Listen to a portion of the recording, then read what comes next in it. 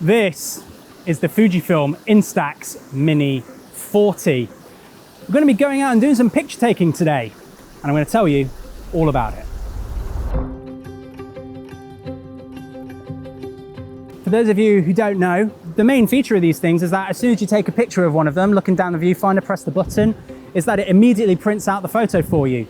To turn on your Instax Mini 40, there is a little silver button next to the lens here. If you just press that in, the lens pops out.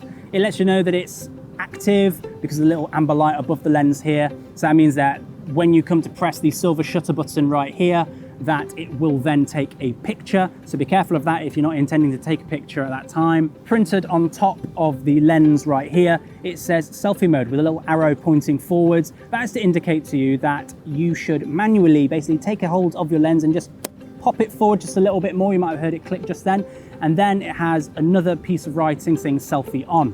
What this means is that now you can take photos closer up, which is great for when you're taking selfies. So if I'm to take a selfie right now, you've got your nice little hand grip here and everything, silver button, get your thumb over it really easily. And also to help you out, there is a mirror on the front of the lens, well, not on the front of it, but next to it, so that when you are taking a selfie, you just hold it out in front of you, line yourself up with the mirror, and then it'll print out your photo.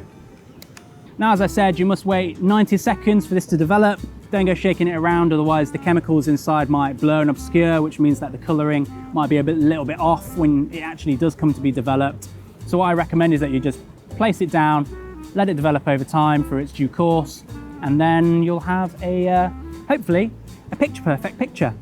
Also, to turn off the Mini 40, all you do is you just press down, push the lens back into the camera, and then automatically it turns off, covers the lens and everything. Tickety-boo, all done. So the great thing about this size and format of Instax picture right here is that it's just the perfect size to go in the little window compartment of your wallet, you know, and everything. Say you're one of those people who likes to carry around a memory with you, so you're constantly reminded of your loved ones and everything. As you can see, it fits perfectly in George's wallet. And yeah, I think that'd be a very good way to basically just take those instant moments and carry them around with you every day on the go. Here you go, mate. Yeah, cheers. George and I have just had a little experiment with the Mini 40 right here. What we've done is that we've tried to take two halves of our faces each to basically complete a whole head. And what I did is that to compose the shot to make it seem a little bit more arty, we just took these plants and had it either side to kind of have it as almost like a motif for both halves of what will be a complete image when put together. Now, when I took a picture of George's face, I didn't account for the viewfinder being slightly off course, because obviously the viewfinder is here and the lens is obviously here. So there's a slight mismatch difference there. But luckily for us, we still managed to get a complete picture, because when George then took a picture of me, he accounted for the fact that what parts of the face were missing on him. If we got those on me, then it would work really nicely. And here is the result.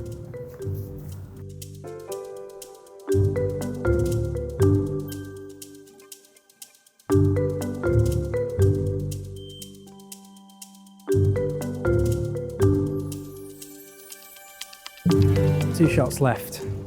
See, that's the thing about working with Instax, is that you do have a limited number of shots per cartridge that you put in. Each cartridge, I can't say for all the Instaxes, but typically it's 10 shots per cartridge, so 10 shots of film. So you've got to be very careful with where you place those, otherwise it can get rather expensive. This might work for some people. For people who are a little bit more shot heavy, you might want to go for something a little more digital so that you can kind of delete the ones that you don't like and keep the ones that you do like. There's not really a shot there. For the Instax Mini 40, the film type that you need is the Instax Mini film. The naming conventions kind of go hand in hand, so that makes it really easy to determine which type of film that you do need. So that is really helpful.